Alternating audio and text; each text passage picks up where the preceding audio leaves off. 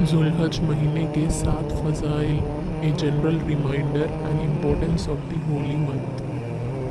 محترم مہینہ، اللہ سبحانہ تعالیٰ کے نزدیک مہینوں کی گنتی 12 ہے، اور اللہ نے جب آسمان اور زمین بنائے یہ گنتی تب سے ہی ہے، اور ان 12 مہینے میں 4 مہینے حرمت والے ہیں، ایک ذوالقعدہ، دوسرا ذوالحج، تیسرا محرم، چوتھا رجب۔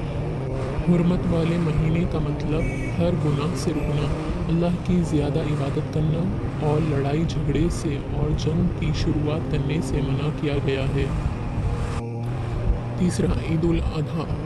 اس مہینے کی ایک بڑی فضیلت یہ بھی ہے، اللہ سبحانہ تعالیٰ نے 2 عید یا 2 جشن جو مسلمانوں کو منانے کے لیے دیے، اس میں سے ایک جشن عید الاضحیٰ کو اس مہینے میں مقرر کیا، جس میں ہر سال ابراہیم علیہ السلام کی سنت دہرائی جاتی ہے۔ چوتھا، دین کا مکمل ہونا۔ یہ وہ مہینہ ہے جس میں اللہ سبحانہ وتعالیٰ نے دین کے مکمل ہونے کے اعلان کیا۔ الیوم اکملت لکم دینکم واتممت علیکم نعمتی ورضیت لکم الاسلام دینا۔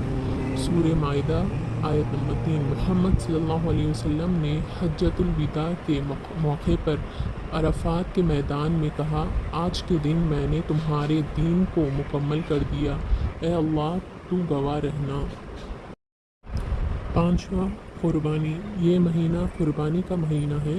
اللہ سبحانہ وتعالیٰ نے اپنے خلیل، اپنے دوست ابراہیم علیہ السلام کا عمل، ان کی سنت، ان کی عبادت، ان کی قربانی کی یاد تازہ کرنے کے لیے 10 ذی الحجہ کو یوم چھٹا، عاشرۂ ذوالحجہ، فرسٹ 10 days، آپ صلی اللہ علیہ وسلم نے فرمایا، اللہ سبحانہ وتعالیٰ کو کوئی عمل اتنا محبوب اور اتنا افضل نہیں ہے جو مسلمان ذوالحجہ کے پہلے 10 دنوں میں کرتا ہے۔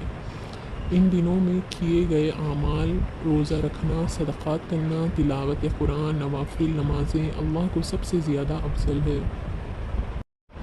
ساتواں، یوم عرفہ۔ کوئی دن ایسا نہیں ہے سوائے یوم عرفہ 9 ذی الحجہ کے، جس میں اللہ تعالیٰ بندوں کو جہنم سے آزاد کرتا ہے۔ عرفہ کے دن رکھا ہوا روزہ آنے والے سال اور گزرا ہوا سال کے گناہوں کو مٹا دیتا ہے۔ May this holy month bring you closer to Allah's divine mercy and grace.